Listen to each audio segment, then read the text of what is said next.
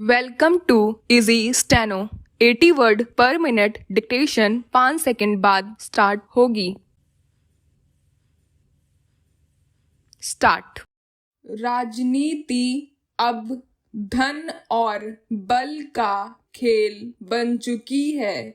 जिसके पास ये दोनों चीजें हैं वह बहुत आसानी से किसी राजनीतिक दल का चुनावी टिकट हासिल कर लेता है।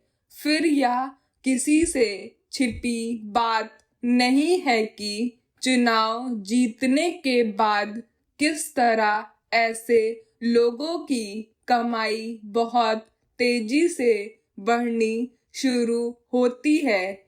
इसी चक्र को तोड़ने का संकल्प लेकर आम आदमी पार्टी का गठन हुआ था। एक वैकल्पिक राजनीति की धारा विकसित करना और भ्रष्टाचार मुक्त व्यवस्था बनाना उसका सबसे प्रमुख नारा था। मगर यह देखकर हैरानी होती है कि वही पार्टी अब खुद उसी कीचड़ में लिथड़ने लगी है जिसमें दूसरे राजनीतिक दल लिथड़ते आ रहे हैं। दिल्ली नगर निगम चुनाव में टिकट दिलाने के लिए एक विधायक के साले का 90 लाख रुपए की रिश्वत मांगना इसका ताजा उदाहरण है। भ्रष्टाचार निरोधक शाखा यानी एसीबी ने उस व्यक्ति को रंगे हाथों गिरफ्तार भी कर लिया है। हालांकि ऐसे आरोपों पर हमेशा आम आदमी पार्टी मुखर रही है कि उसकी विरोधी भाजपा उसे बदनाम करने की नीयत से ऐसे कुचक्र रचती रही है। मगर जिस व्यक्ति से रिश्वत मांगी गई थी वह कई साल से आम आदमी पार्टी का कार्यकर्ता रहा है और जब खुद उसी ने एसीबी के पास जाकर शिकायत दर्ज कराई तो फिर इसमें किसी कुचक्र का सवाल ही कहाँ उठता है। इसी तरह गुजरात में आम आदमी के एक प्रत्याशी के अचानक लापता हो जाने पर पार्टी ने खूब शोर मचाया कि उसे भाजपा के लोगों ने अपहृत कर लिया है और उस पर नामांकन वापस लेने का दबाव बना रहे हैं। मगर वह प्रत्याशी फिर अचानक प्रकट हुआ और उसने न सिर्फ अपना पर्चा वापस ले लिया बल्कि सार्वजनिक रूप से बयान दिया कि उसने अपनी अंतरात्मा की आवाज पर ऐसा किया। उसे लग रहा था कि आम आदमी पार्टी राष्ट्र विरोधी और गुजरात विरोधी है। इन दोनों घटनाओं ने आम आदमी पार्टी के सिद्धांतों को गहरे प्रश्नांकित किया है। हालांकि दिल्ली नगर निगम चुनाव में जिस व्यक्ति से टिकट के लिए रिश्वत मांगी गई थी उसे पार्टी ने टिकट नहीं दिया। इससे वह अपने को बेदाग कह सकती है। मगर यह सवाल तो बना रहेगा कि कैसे उसके एक विधायक का नजदीकी रिश्तेदार ऐसी गतिविधियों में संलिप्त था और किस भरोसे पर उसने टिकट दिलाने का वादा किया था। क्या उस विधायक को उसकी गतिविधियों के बारे में जानकारी नहीं थी, या क्या इस तरह के काम वह पहले से करता आ रहा था। चुनावों में पैसे का लेन देन कोई नई बात नहीं है। हर पार्टी अब जिस तरह बेपनाह पैसा बहाने लगी है, उसमें उगाही के अनेक तरीके अपनाए जाने लगे हैं। अच्छे जनाधार वाले सामान्य कार्यकर्ताओं के बजाय धन बल और बाहुबल वाले प्रत्याशियों को टिकट देने का चलन इसलिए अधिक है कि वे न सिर्फ अपने चुनाव का खर्च उठा सकेंगे, बल्कि पार्टी के कोष में भी पैसा डाल सकेंगे। इस तरह छिपे तौर पर ही सही, मगर पैसा लेकर टिकट देने की बातें आम जन तक में होती रहती है, मगर आम आदमी पार्टी ने भी वही तरीका अपना लिया है। 90 word per minute dictation 5 second बाद स्टार्ट होने वाली है। स्टार्ट। राजनीति अब धन और बल का खेल बन चुकी है। जिसके पास ये दोनों चीजें हैं, वह बहुत आसानी से किसी राजनीतिक दल का चुनावी टिकट हासिल कर लेता है। फिर यह किसी से छिपी बात नहीं है कि चुनाव जीतने के बाद किस तरह ऐसे लोगों की कमाई बहुत तेजी से बढ़नी शुरू होती है। इसी चक्र को तोड़ने का संकल्प लेकर आम आदमी पार्टी का गठन हुआ था। एक वैकल्पिक राजनीति की धारा विकसित करना और भ्रष्टाचार मुक्त व्यवस्था बनाना उसका सबसे प्रमुख नारा था। मगर यह देखकर हैरानी होती है कि वही पार्टी अब खुद उसी कीचड़ में लिथड़ने लगी है, जिसमें दूसरे राजनीतिक दल लिथड़ते आ रहे हैं।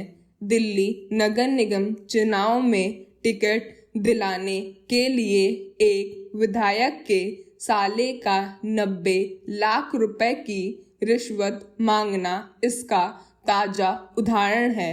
भ्रष्टाचार निरोधक शाखा यानी ACB ने उस व्यक्ति को रंगे हाथों गिरफ्तार भी कर लिया है। हालांकि ऐसे आरोपों पर हमेशा आम आदमी पार्टी मुखर रही है कि उसकी विरोधी भाजपा उसे बदनाम करने की नीयत से ऐसे कुचक्र रचती रही है। मगर जिस व्यक्ति से रिश्वत मांगी गई थी, वह कई साल से आम आदमी पार्टी का कार्यकर्ता रहा है, और जब खुद उसी ने ACB के पास जाकर शिकायत दर्ज कराई, तो फिर इसमें किसी कुचक्र का सवाल ही कहाँ उठता है।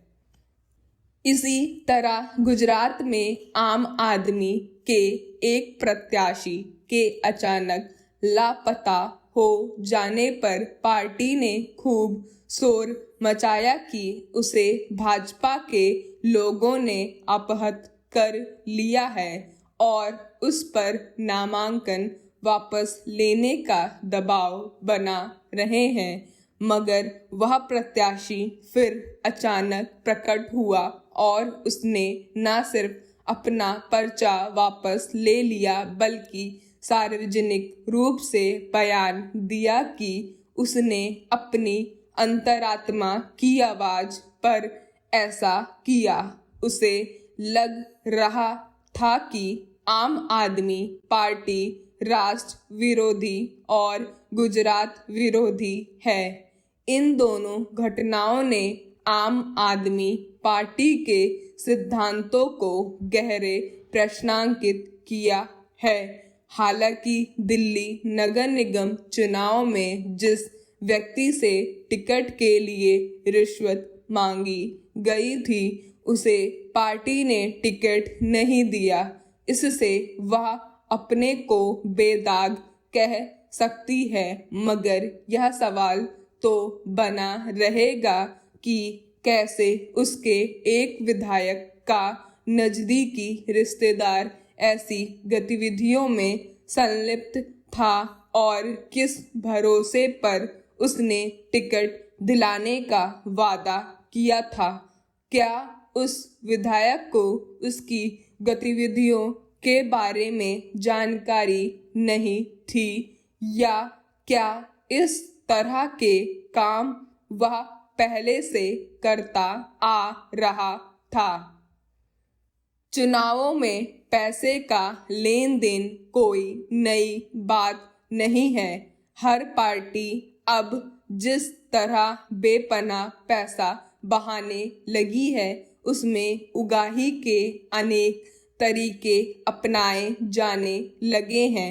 अच्छे जनाधार वाले सामान्य कार्यकर्ताओं के बजाय धन बल और बाहुबल वाले प्रत्याशियों को टिकट देने का चलन इसलिए अधिक है कि वे न सिर्फ अपने चुनाव का खर्च उठा सकेंगे बल्कि पार्टी के कोष में भी पैसा डाल सकेंगे।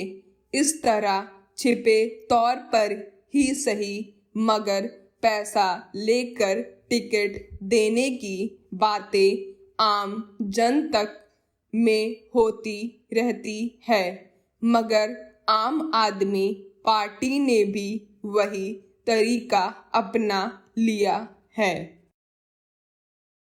100 word per minute dictation 5 second बाद स्टार्ट होने वाली है। स्टार्ट। राजनीति अब धन और बल का खेल बन चुकी है।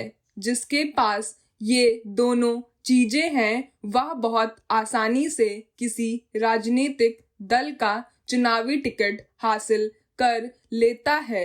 फिर यह किसी से छिपी बात नहीं है कि चुनाव जीतने के बाद किस तरह ऐसे लोगों की कमाई बहुत तेजी से बढ़नी शुरू होती है।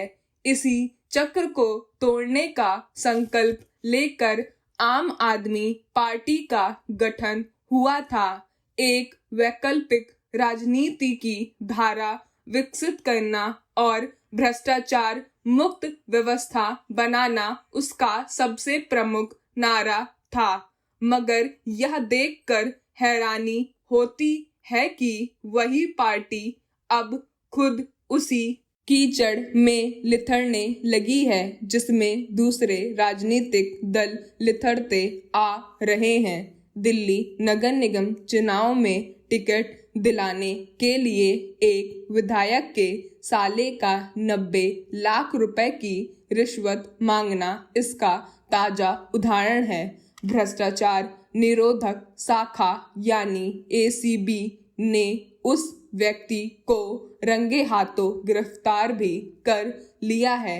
हालांकि ऐसे आरोपों पर हमेशा आम आदमी पार्टी मुखर रही है कि उसकी विरोधी भाजपा उसे बदनाम करने की नीयत से ऐसे कुचक्र रचती रही है। मगर जिस व्यक्ति से रिश्वत मांगी गई थी वह कई साल से आम आदमी पार्टी का कार्यकर्ता रहा है और जब खुद उसी ने ACB के पास जाकर शिकायत दर्ज कराई तो फिर इसमें किसी कुचक्र का सवाल ही कहाँ उठता है।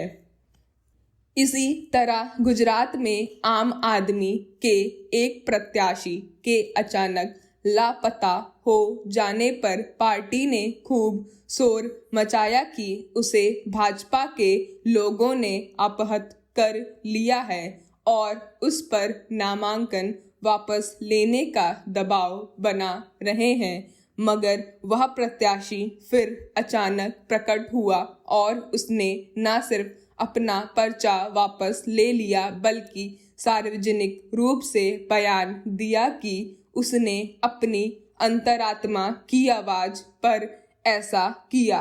उसे लग रहा था कि आम आदमी पार्टी राष्ट्र विरोधी और गुजरात विरोधी है।